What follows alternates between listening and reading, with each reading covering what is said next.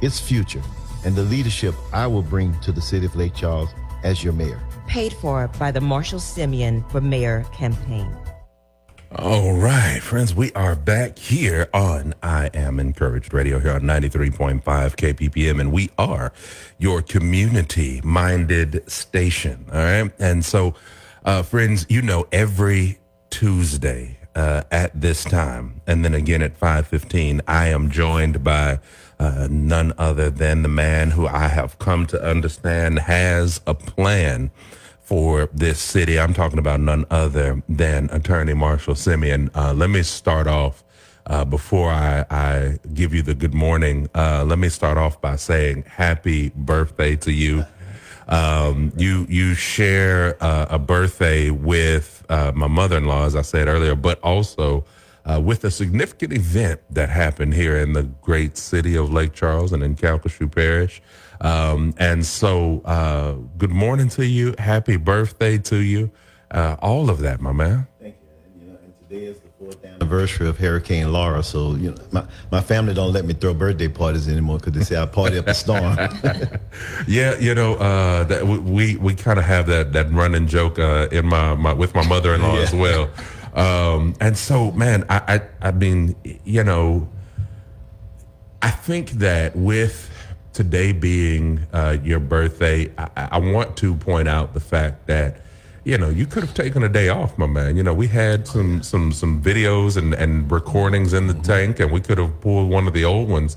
But I wanted to make note that you are here on your birthday. You didn't say, hey, today is my day, I'm going to take a day off. And I in the short time that I've had to know you, it seems as though if you were to become mayor of Lake Charles, there wouldn't be days off with you. No. As a matter of fact, things happen for a reason. And this hurricane happened on my birthday, and I remember that day very well. Mm-hmm. But, I believe in resurrection, too. So I celebrate this day because I see a resurrection for our area. Yeah.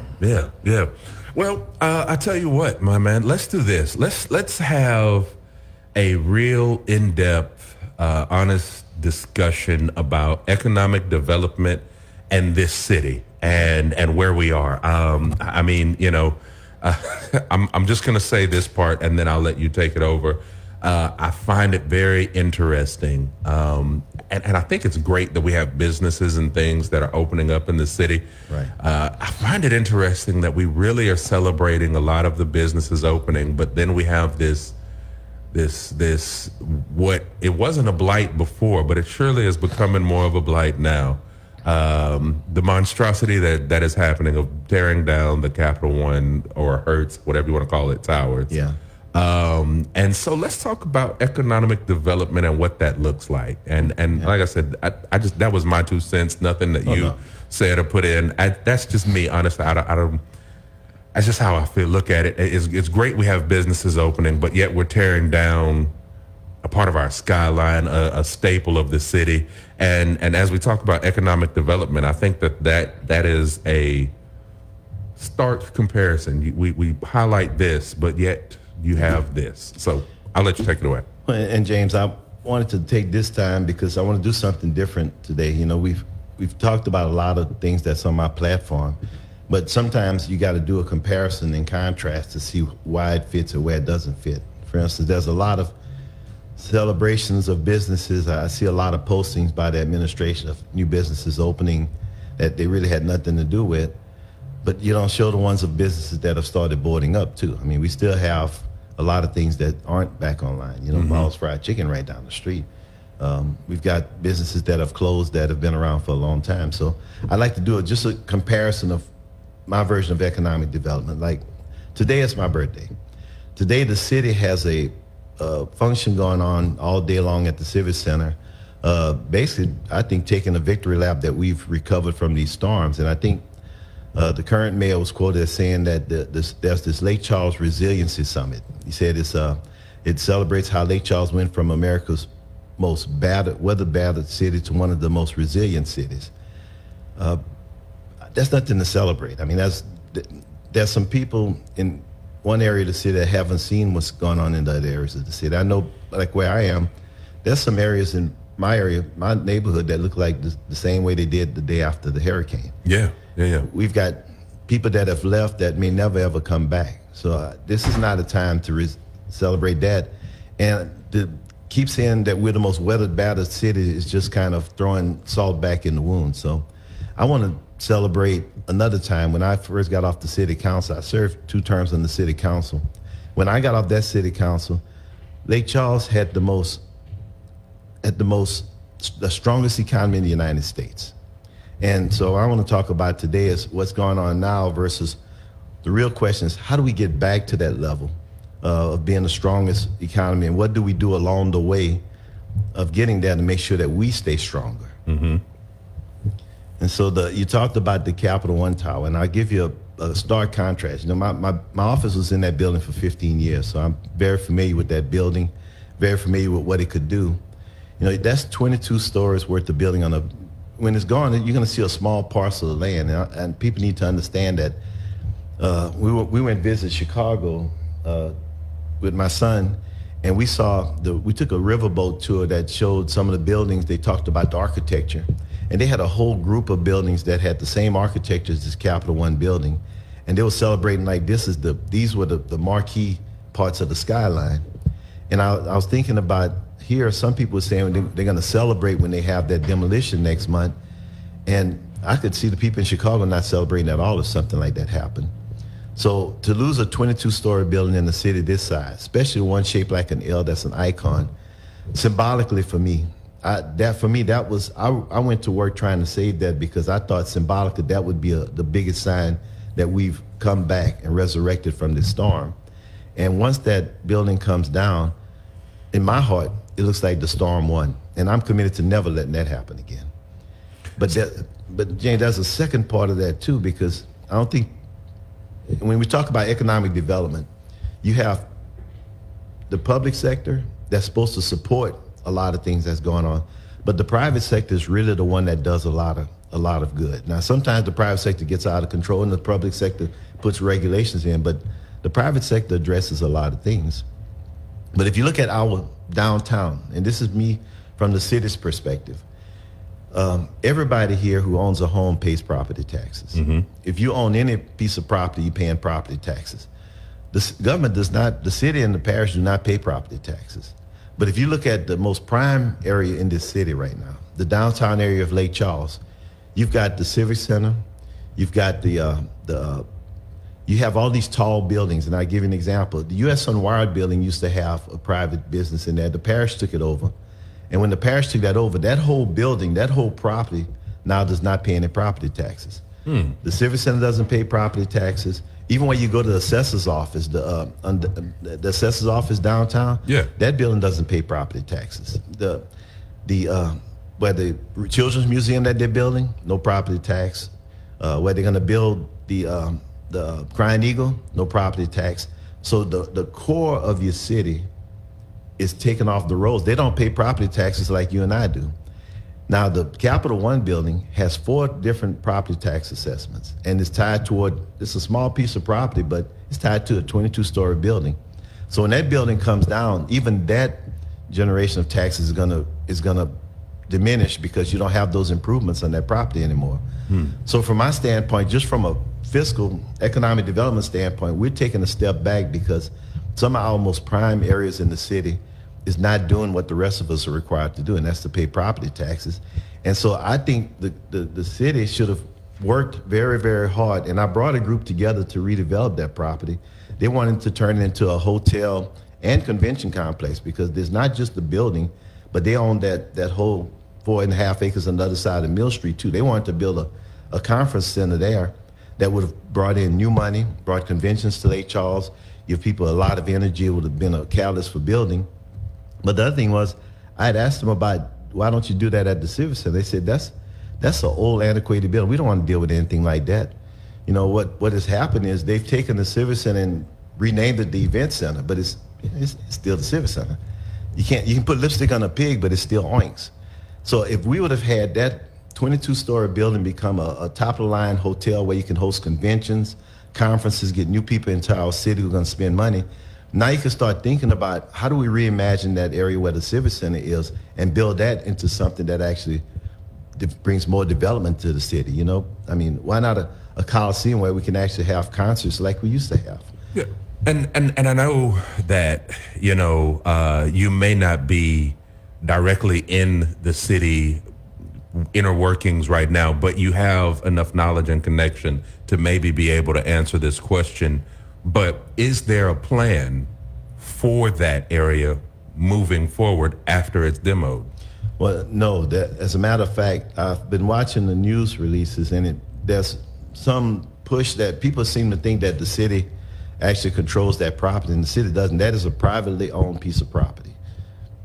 The property owners, the Hertz Group, were willing to allow that.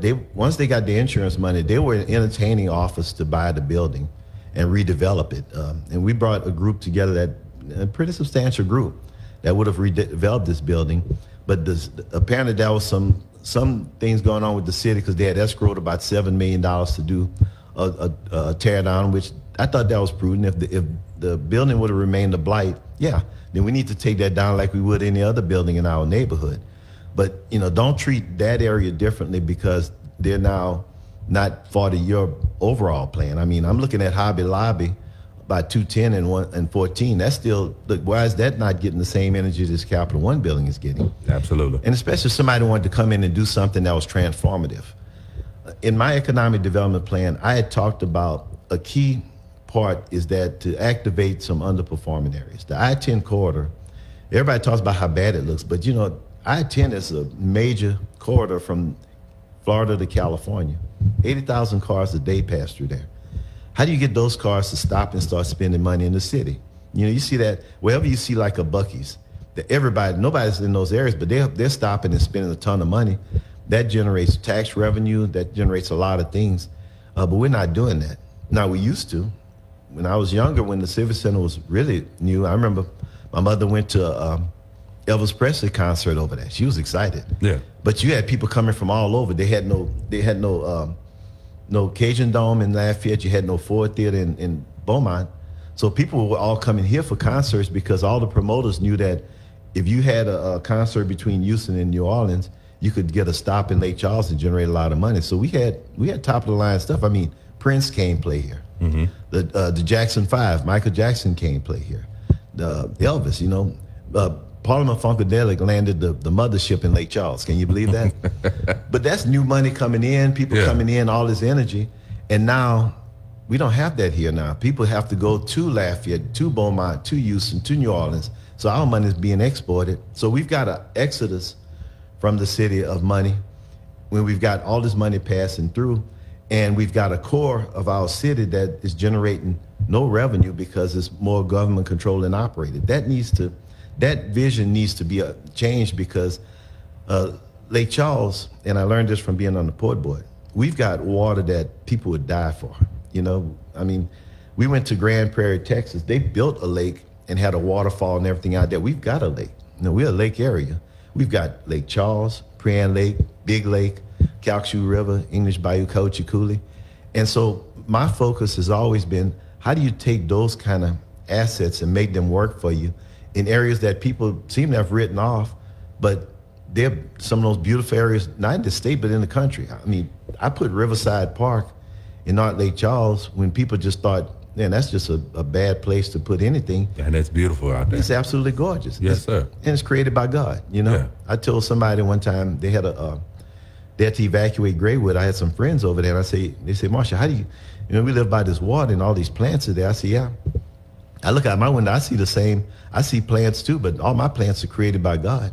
They capture carbon and they produce oxygen. So we're good. You know? Yeah. But that takes vision, and I'm just articulating what my vision of economic development is to things that we already have here. How do you activate that versus what's happening now? I'm not going to be overly critical, but I can tell you right now, putting a children's museum on prime lakefront property is not a game changer.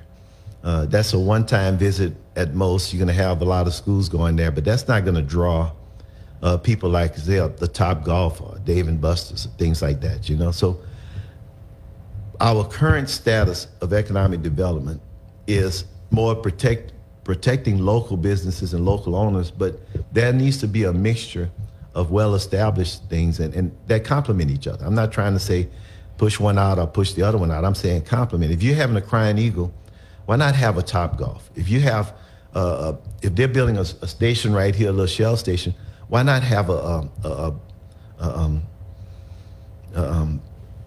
what's the Buc-ee's, you know? Now Lafayette is getting a Buc-ee's on Louisiana Avenue. Lafayette this past December opened up a Top Golf. They opened up a Dave and Buster's, and they have none of the resources that we have. So at this point in my life, I could really just, I'm an empty nester, you know, I've done well in my life. I could just be sitting back in that river having a good time. But it vexes my spirit that I'm seeing that where we're not at full capacity. And there's other people that's suffering because of that, you know? Absolutely. I said before, Lake Charles is really an 8-cylinder engine, but it's operating on about 4. And I'm going to crank it up and see what we can do. Absolutely, absolutely. And you know, one of the things, there was a candidate who ran for mayor in the last election, and one of the things that he repeatedly said is that we're tired of losing to Lafayette, is the way that he saw it. And the more I begin to see, and I get, you know, the way they were hit by the storm was not nearly where we were, but the way that they have been able to grow and develop and do things there, I wonder what has been our Achilles heel, our issue, our problem. I mean, I just to put it bluntly, what's our problem? You know, that's what I've been wondering. I think part of it is lack of vision. You know, the Bible speaks to that. A people without vision will perish. There's been when I talked about the Capital One building, I dealt with some very, very high-end financial people throughout my entire legal career. So I wouldn't bring anything to the table that wasn't substantial. And people were telling me, well, we looked at that building and it just couldn't make it work. You know, I saw even the current administration said, well, post-pandemic, we don't think this would have worked in those economics. Well, guess what? What's your source? Because I got people who, the only money out there isn't just Lake Charles money. I mean, there's money, there's people out there that would invest very well in this city if everybody was on the same page where they could see that it was not risk to come out here. Mm-hmm. But you know, you're taking prime real estate that would, if anybody else had this, if they had a vision, it would be blowing and going. But we're still caught in our own cubicles. You know, we still talk about North Lake Charles, South Lake Charles. I sit there and look at what's happening down the Highway 14 corridor, and everything's starting to board up there. And if anybody thinks, well, that's their problem because we're doing well in the South, no, all of that comes back. If you look at the crime statistics, I mean, the human condition is that people are going to survive. Either they're going to do it the legal way within the system, or if they have to, they're going to step outside the system, but people are going to survive. And we have so many ways to prevent this. I mean, we have all these plants that have great jobs, great benefits. We've got people that are retiring. The plants are telling us to step up our game because they're having a hard time attracting people here. But yet I've got young people that are sitting out there with that need to get things expunged that can do wonders if they had that opportunity. You know, we've got a workforce in training waiting. And James, I'm not saying this because I'm just flying in the sky. I've got a track record. Today is my birthday. You know, when you have birthdays, you reflect back and see when you get to the pearly gates, what kind of reception you're going to get. And I think we are our brother's keeper to the extent that the brother wants to be kept.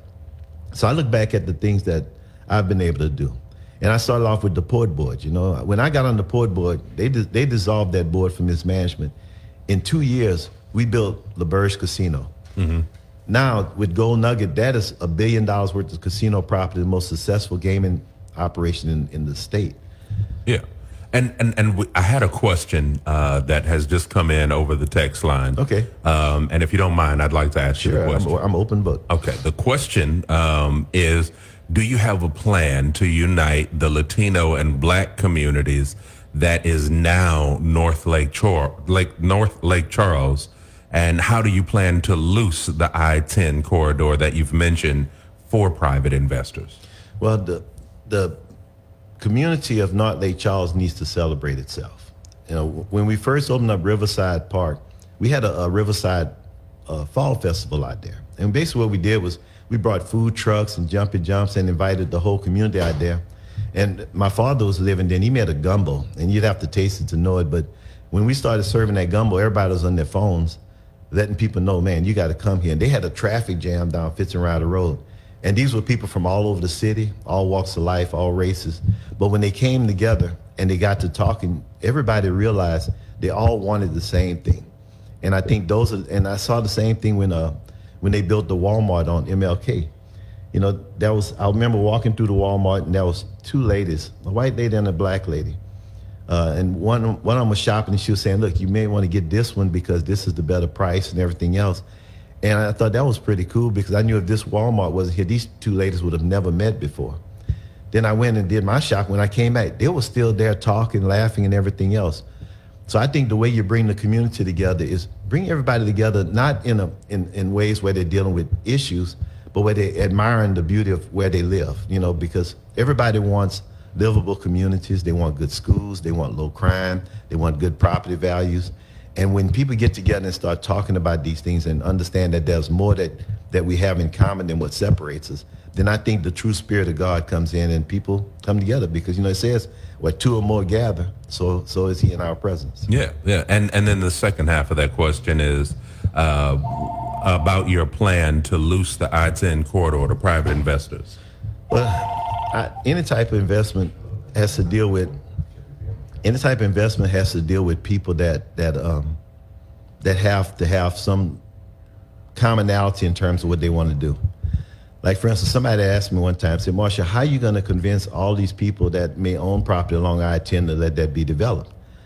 I said, to sell it for development. I said, well, why would they have to sell it, you know? I mean, we've done, in other communities, we set up community development corporations where the people just put their properties in, just like you would buy stock. So they actually still own the property, but it was put together in a development area.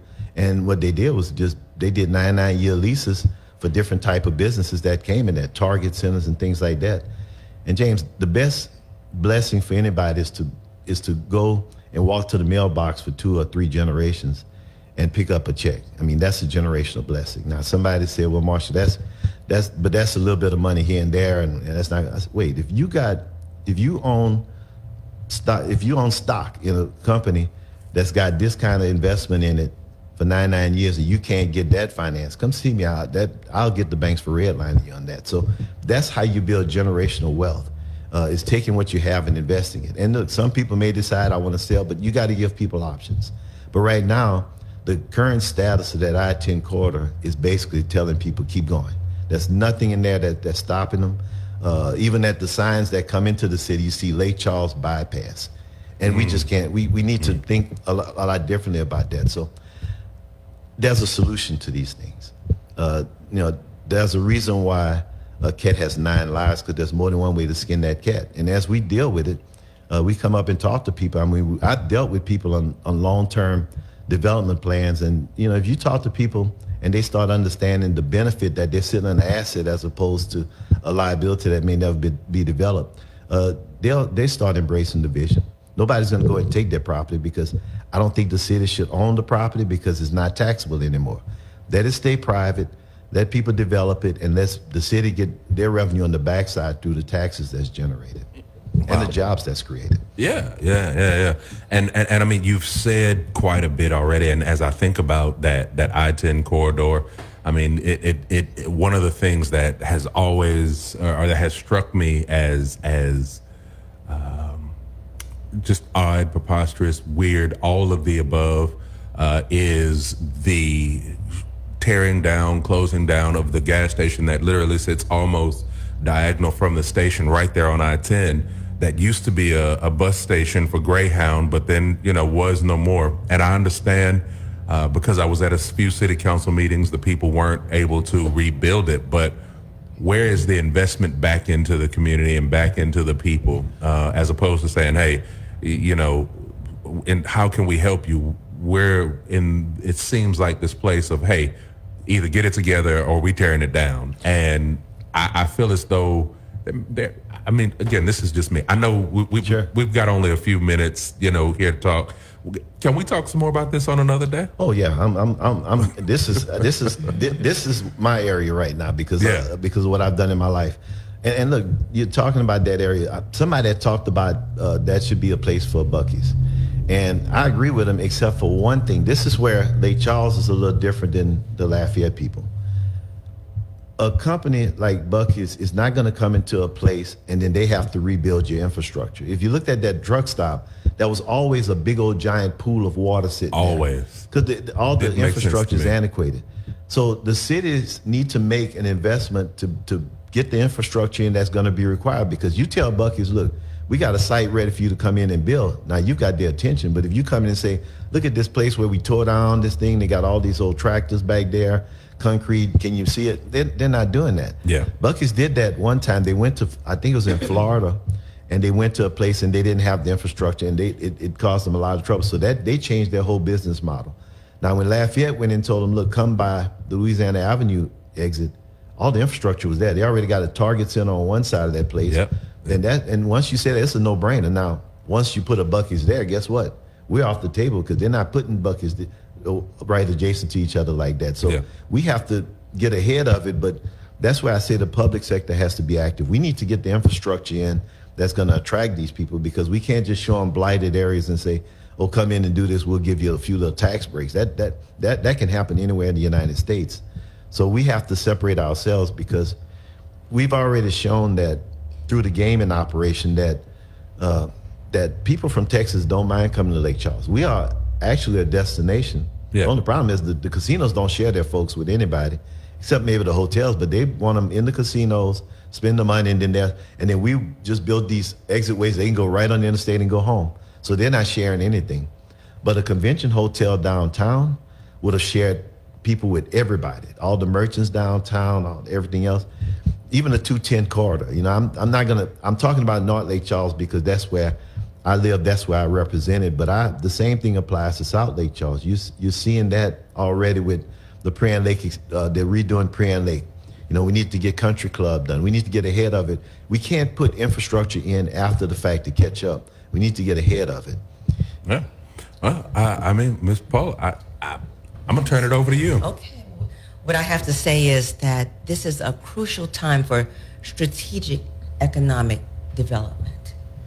If we don't understand that now, we will understand that in just a short time when that Capital One Tower comes down, because there are going to be differing perceptions. People are going to look at us differently. That's a major step, in my opinion, backwards. I just have to make mention of this. There was a time in the city they were entertaining the thought of demolishing that Harris garage. And it was Marshall that said, no, that's a major investment. We need that structure there, that parking garage there. Don't demolish it, just repair it. And they took the idea and did so. So when Marshall tells you that information about, I spoke with this group about, let's try to reconstruct this Capital One Tower, he has some insight, and he has a lot of influence in this city. He's been in city government for 25 years, city and state government. He has 33 years experience as a lawyer, a business lawyer. He has a degree in government, McNeese. He has a law degree from LSU. He knows some stuff. And he's been doing a lot of things, whether you see him or not, but you've seen him. And he's worked within those city boards, and he has come up through all of those boards to be able to talk like he can talk today. It's no coincidence that we're here on his birthday. And also that anniversary of our hurricane. I want you to take a look at him because he is asking to be the solution for some of the problems that we see in the city today. And I want you to remember that he came to you today to ask for you to not even consider voting, but to vote. You will have a voice when you vote for Marshall Simien. Amen. March 29th, 2025. He is willing and he is able and capable. Thank you. All right. Well, there you have it, my man. She said it. Your wife just sums it up so well every time. And so I think you got a great helpmeet there. I know I've said that before, goodness, but God did his thing when he helped you out with that one. Thank y'all for coming in today, and happy birthday to you, my man. And again, let's continue this conversation on We'll another continue day. this conversation because there's a lot more. We need to talk about the new I-10 bridge and the 7-year window that we have, because that's the timeline I'm working on to get us together. Okay. All right, friends. Well, if you missed this interview, or if you know someone who needs to hear this interview, tell them to tune in today at 5:15. It is on Facebook. It is also on X, formerly known as Twitter. It'll be up on YouTube. I'm guaranteeing it, because the other one did not make it due to some technical issues. However, it'll be up on YouTube today, this video. And so I want to encourage you, check it out, tune back in, all of that right here on your community-minded station, 93.5 KPPM. Now, let's go ahead and get into some great gospel music right here on your community-minded station, 93.5 KPPM.